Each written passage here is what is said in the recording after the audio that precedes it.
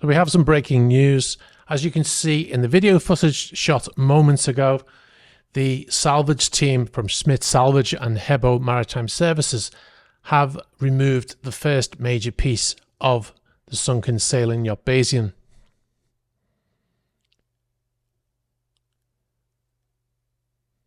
The salvage work kept being carried out on Sunday, the 18th of May, shows them handling the massive piece of the mast.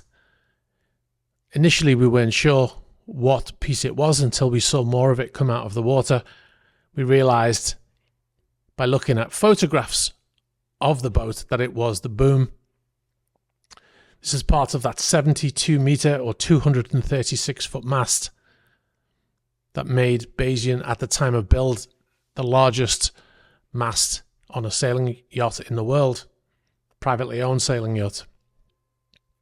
Now this boom is what the man who was killed working underwater was actually, he was working on removing this boom at the time of his death. We understand from Nick Sloan, who actually works for Smith Salvage. He said that he was working on this when there was an explosion underwater from a build-up of nitrogen from the cutting tools that they were using at the time, which killed the worker. It's possible that the mast, because initially they said they were going to leave the mast on the seabed until they brought up the hull, because that was the most important part. But it's possible that they're actually raising the boom because it's part of the investigation into the death of the worker who was working on that at the time. We don't know yet if that is the case, but it just seemed to go against what they initially said about the order in which they were going to raise the vessel. So as we said, breaking news, Bayesian's boom removed from the seabed and hoisted out of the water onto the Hebo Lift 2 platform here.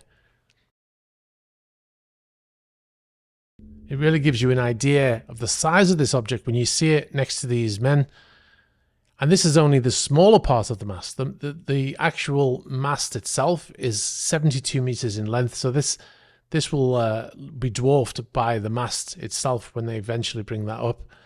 Like I said, they were meant to be bringing the mast up last.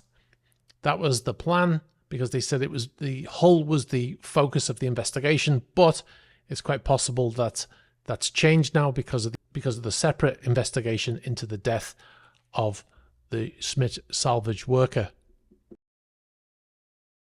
Remember to subscribe to the channel for more breaking news like this.